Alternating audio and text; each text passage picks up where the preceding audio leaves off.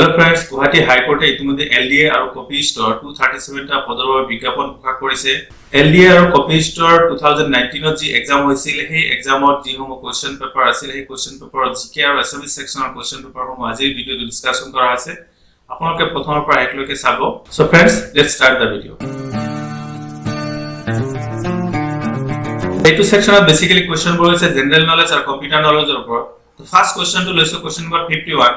Which one of the following is the second longest rail-cum road bridge in Asia? Asia মহাদেশৰ ভিতৰত দ্বিতীয় বৃহত্তম ৰেল-কাম road bridge কোনটো হয়? Answer to হ'ব option A, বগীবিল ব্ৰিজ, যিটো অসমত আছে। এই বগীবিল ব্ৰিজ 2018 ৰ 25 ডিসেম্বৰত ভাৰতৰ প্ৰধানমন্ত্ৰী নৰেন্দ্ৰ মোদী ডাঙৰীয়াই ওপেন কৰিছিলে।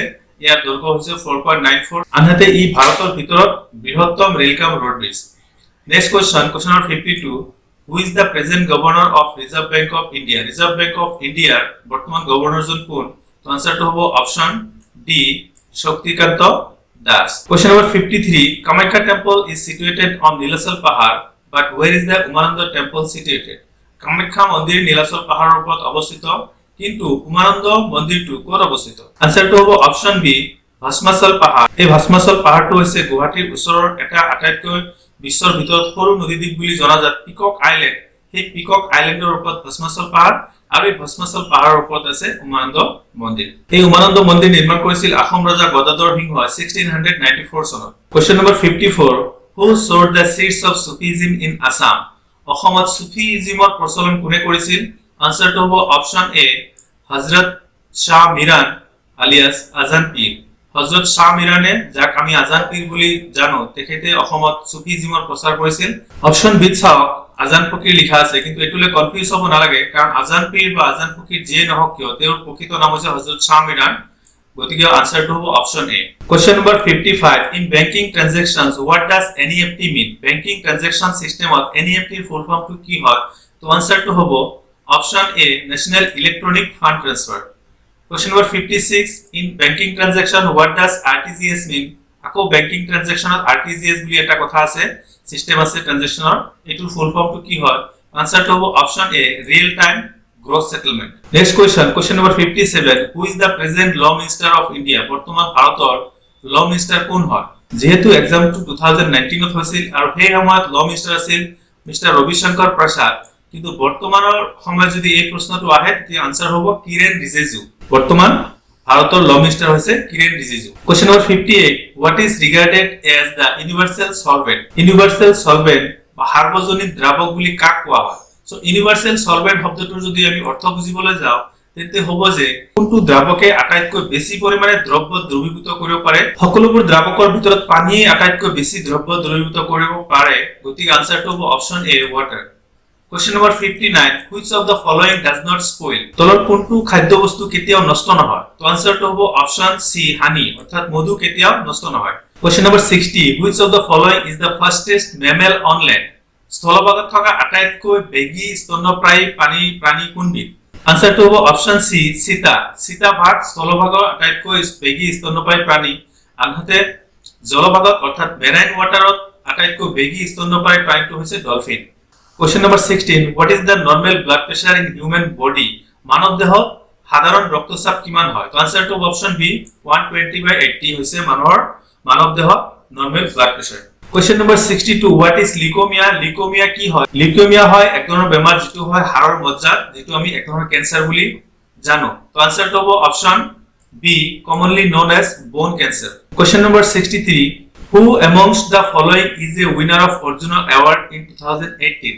2018 চনত তলৰ কোন গৰাকীয়ে অৰ্জুন বঁটা লাভ কৰিছিল? তো আনসাৰ হ'ব অপশন সি, হিমা দাস। হিমা দাসে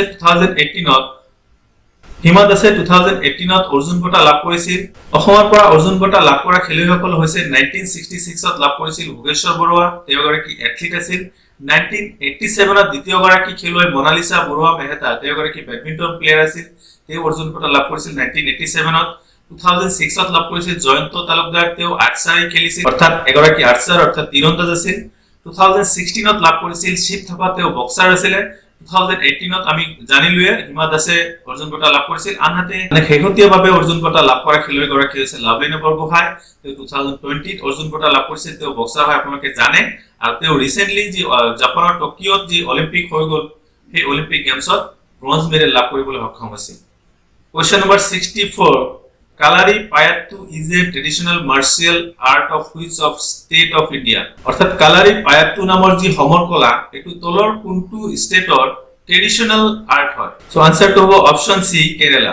question number 65 where the famous stadium Eden Garden is located। বিখ্যাত ইডেন গার্ডেন যি ক্রিকেট স্টেডিয়াম এটো কত অবস্থিত? আনসারটো হ'ব option B Kolkata. Archery is an indigenous sport of. Archery এটা স্থানীয় খেল কোনখন স্টেটৰ? আনসাৰটো হ'ব option B Meghalaya. Question number 67 who amongst the following is the title holder of international grandmaster। International grandmaster title তলৰ কোন গৰাকী খেলুৱৈক প্ৰদান কৰা হৈছিল? গ্ৰ্যান্ডমাস্টাৰ টাইটেল প্ৰদান কৰা হয় চেছ প্লেয়াৰক। সো ইয়াত যদি দেখা পাওঁ তিনি গৰাকী খেলুৱৈৰ নাম আছে। এগৰাকী হৈছে মিতালী ৰাজ, অপশন বি ত আছে, তেওঁ এগৰাকী ক্ৰিকেটাৰ হয়। অপশন সি ত আছে হৰমনপ্ৰীত কৌৰ, তেওঁ এগৰাকী ক্ৰিকেটাৰ হয়। সো আনসাৰটো হ'ব তানিয়া সচদেৱ, অপশন এ, তেওঁ এগৰাকী চেছ প্লেয়াৰ আছিল আৰু ইন্টাৰনেশ্যনেল গ্ৰ্যান্ডমাস্টাৰ টাইটেল তেওঁক প্ৰদান কৰা হৈছিল। Question number 68 who amongst the following players was recently arrested for illegal poaching। অবৈধভাৱে শিকাৰ কৰাৰ বাবে তলৰ কোন গৰাকী খেলুৱৈক এৰেষ্ট কৰা হৈছিল? তো আনসাৰটো হ'ব option A Jyoti Randhawa. Question number 69 who amongst the following Dadasaheb Phalke award winner film maker died recently. শেহতীয়াভাৱে Dadasaheb Phalke award winner film maker কোন গৰাকী তলৰ কোন গৰাকী মৃত্যুবৰণ কৰিছে? তো আনসাৰটো হ'ব option C Mrinal Sen. Option A Jagjit Singh আৰু অপশন বি কাদেৰ খান, এই দুইগৰাকী ফিল্ম মেকাৰ আছিল কিন্তু তেওঁলোকে দাদাসাহেব ফালকে এৱাৰ্ড এতিয়ালৈকে লাভ কৰিব পৰা নাই। Question number 70 village rockstars is. Village rockstars two কি? সো ভিলেজ ৰকষ্টাৰ হৈছে এটি অসমীয়া চলচ্চিত্ৰৰ নাম। তো আনসাৰটো হ'ব option B an Assamese movie. Village rockstar নামৰ যি অসমীয়া চলচ্চিত্ৰ এইটো ৰিলিজ হৈছিল 2017 আৰু 2018 ই ৰাষ্ট্ৰীয় পুৰস্কাৰ লাভ কৰিবলৈ সক্ষম হৈছিল। ইয়াৰ নিৰ্দেশক অৰ্থাৎ ডাইৰেক্টৰ আছিল Rima Das. Question number 71 a network of computers and other devices that is confined to a relatively small space is called. তুলনামূলকভাৱে কম এৰিয়াত যেতিয়া নেটৱৰ্কিং কৰা হয় কম্পিউটাৰবোৰৰ মাজত, তো সেই নেটৱৰ্কিংটো কি কোৱা হয়? সো আনসাৰটো হ'ব option B local area network. আনহাতে যেতিয়া বেছি লাৰ্জ এৰিয়াত যেতিয়া নেটৱৰ্কিং কৰা হয় এই নেটৱৰ্কিংৰ নাম কোৱা হৈছে ৱাইড এৰিয়া নেটৱৰ্ক, আৰু যেতিয়া গোটেই বিশ্বজোৰা নেটৱৰ্কিং কৰা হয় এই নেটৱৰ্কিংক কোৱা হয় global network. Question 72 every computer connected to the internet is identified by a unique four-part string known as। Computer এটা যেতিয়া ইন্টাৰনেটত কানেক্ট কৰা হয় তেতিয়া সেই কম্পিউটাৰটোক আইডেন্টিফাই কৰা হয় এটা ইউনিক আইডিৰ জৰিয়তে। সেই ইউনিক আইডিটো কি বুলি কোৱা হয়? আনসাৰটো হ'ব option A IP address. Question number 73 USB is a device used to store data and stands for. কম্পিউটাৰৰ লগত জড়িত সকলো ব্যক্তিয়ে ইউএছবি শব্দটোৰ নাম শুনিছে। তো ইউএছবিৰ ফুল ফৰ্মটো কি আছে? তো আনসাৰটো হ'ব option C universal serial bus. Question number 74 open source software is a software whose source code is available for modification or enhancement by anyone which of the following is an example of open source software। So open source software তলৰ কোনবিধ হয়? Open source software হৈছে এনেকুৱা software যিবোৰৰ source code ইউজাৰৰ কাৰণে open থাকে যাতে মডিফিকেশন বা এনহান্সমেন্ট কৰিব পাৰে। এখিনিতে সোৰ্স কোডনো কি? সোৰ্স কোড হৈছে সফটওয়্যাৰ এটা যেতিয়া প্ৰস্তুত কৰা হয় তেতিয়া ইয়াক প্ৰগ্ৰামিং কৰিব লাগে আৰু যিটো ল্যাঙ্গুৱেজৰ জৰিয়তে যিটো প্ৰগ্ৰামিং ল্যাঙ্গুৱেজৰ জৰিয়তে সফটওয়্যাৰটো বনোৱা হয় সেই প্ৰগ্ৰামিং ল্যাঙ্গুৱেজটোকে কোৱা হয় সোৰ্স কোড। তো ইয়াত যি চাৰিটা সফটওয়্যাৰ আছে Adobe, Photoshop, Microsoft Word, libre office আৰু অপশন ডি আছে স্কাইপ। এই চাৰিটাৰ ভিতৰত অপশন সি অৰ্থাৎ লিব্ৰে অফিসটো হৈছে open source software. Question number 75 a URL is a formatted text string used by web browsers, email clients and other software to identify a network resource on the internet। It stands for। আমি যেতিয়া ইন্টাৰনেটত কোনোবা resource বা material বিচাৰিব যাওঁ তেন্তে প্ৰথমতে তাৰ URL টো জানিব লাগে আৰু সেই URL ৰ জৰিয়তে বস্তুটো আমি ব্ৰাউজ কৰি বিচাৰি পাওঁ, যেটো আমি সহজ ভাষাত ওয়েব এড্ৰেছ বুলি কওঁ। সো সেই URL ৰ ফুল ফৰ্মটো কি? তো আনসাৰটো হ'ব option B uniform resource locator. Question number 76 HTTP stands for। Question number 77 zip files are। zip file নো কি বস্তু? সো কম্পিউটাৰৰ ক্ষেত্ৰত zip ফাইলবোৰক কম্প্ৰেসড ফাইল বুলি কোৱা হয়। তো আনসাৰটো হ'ব অপশন এ কম্প্ৰেসড ফাইল। যেতিয়া ফাইল এটা ষ্টৰেজ সাইজ বহুত ডাঙৰ হৈ যায় তেতিয়া ইয়াক কম্প্ৰেস কৰি সৰু কৰা হয়। সো এই প্ৰক্ৰিয়াটোৰ ফলত যি ফাইলৰ সৃষ্টি হয় এটো zip ফাইল বা কম্প্ৰেসড ফাইল বুলি কোৱা হয়। সো আনসাৰটো হ'ব অপশন এ zip file বা compressed file। Question number 78 in Windows operating system when you delete a file or folder it doesn't actually get deleted right away, it goes to the Windows operating system যেতিয়া file এটা delete কৰা হয় ই প্ৰথমতে permanently delete নহয়। অপশনবোৰ আছে cycle bin, dustbin, recycle bin আৰু বিন হয় আপোনালোকে নিশ্চয় ধৰিব পাৰিছে আনসাৰটো হ'ব option C recycle bin next question number 79 how can you tell which printers installed on a computer আপুনি কেনেকৈ গম পাব যে কোনটো প্ৰিন্টাৰ কম্পিউটাৰ ইনষ্টল হৈ আছে আনসাৰটো হ'ব অপচন ডি ইয়াত যি তিনি ধৰণৰ পদ্ধতি উল্লেখ কৰা আছে এই তিনি ধৰণৰ পদ্ধতিতে আপুনি গম পাই যাব যে আপোনাৰ কম্পিউটাৰত কি প্ৰিন্টাৰ ইনষ্টল হৈ আছে next question number 80 which can be used for quick access to commonly used commands and tools তলৰ কোনটো বাৰৰ জৰিয়তে আমি হততে ব্যৱহাৰ কৰি থকা টুল বা কমান্ডবোৰ আমি পাব পাৰি ইয়াত অপচনবোৰ আছে স্ট্যাটাস বাৰ টুল বাৰ মেনু বাৰ আৰু টাইটেল বাৰ স্ট্যাটাস বাৰৰ জৰিয়তে আপুনি মাউস বা কাৰ্সৰৰ স্ট্যাটাসটো গম পায় মেনু বাৰত আপুনি সকলোবোৰ কমান্ডছ আৰু টুলছ পাই যাব কিন্তু এইটো টুল বাৰত কৈ আপুনি কুইকলি এক্সেছ কৰিব নোৱাৰে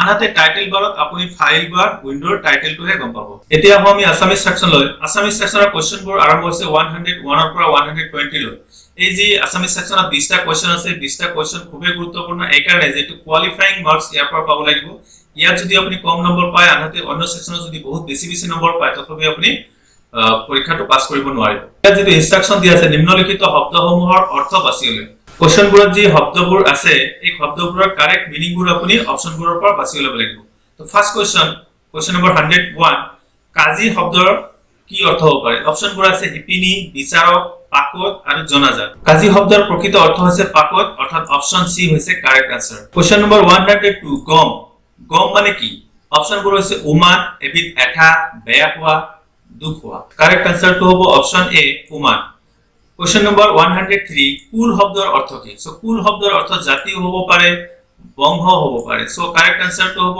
অপশন ডি এ আৰু বি দুয়োটাই নৈ বা সাগৰৰ পাৰকো আমি কুল বুলি কওঁ কিন্তু তাৰ স্পেলিংটো অলপ বেলেগ ইয়াত পদ হ্ৰস্বকাৰ আছে আৰু নৈ বা সাগৰ যদি অৰ্থ হ'ব লাগে তেন্তে পদ ধ্ৰুৱকাৰ লাগিব নেক্সট কোশ্চেন 104 গিৰি শব্দৰ অৰ্থ অপশন বিলাক আছে পৰ্বত গৰাকী উপাধি এটা শুদ্ধ নহয় গিৰি শব্দৰ অৰ্থ হ'ব অপশন বি গৰাকী মানে গিৰি শব্দৰ অৰ্থ আমি পৰ্বত বুলি জানো কিন্তু তাৰ স্পেলিংটো বেলেগ ইয়াত গ দীৰ্ঘইকাৰ আছে তাত গ হ্ৰস্বইকাৰ থাকিলে এই গিৰি শব্দৰ অৰ্থ হ'ব পৰ্বত তো ইয়াত আমাৰ আনসাৰটো হ'ব কাৰেক্ট আনসাৰটো হ'ব অপশন বি গৰাকী কোশ্চেন নম্বৰ 105 কপাট শব্দৰ অৰ্থ অপশন বিলাক আছে চাতুৰী প্ৰতাৰণা দুৱাৰ বেয়া ভাগ্য আনসাৰটো হ'ব অপশন সি দুৱাৰ নিম্নলিখিত শব্দসমূহৰ বিপৰীত অৰ্থ বাছি উলিয়াওক এতিয়া আমি বিপৰীত অৰ্থ বাছি উলিয়াব লাগে কোশ্চেন নম্বৰ 106 প্ৰচুৰ তো প্ৰচুৰ শব্দৰ বিপৰীত অৰ্থ কি হ'ব অপশনবোৰ আছে অল্প অলপীয়া অপ্ৰচুৰ উভয় নদী অল্প শব্দটো হৈছে বেঙ্গলী শব্দ আৰু উভয় নদীয়ে সেম মিনিং বুজাইছে বিপৰীত অৰ্থ হোৱা নাই তানতে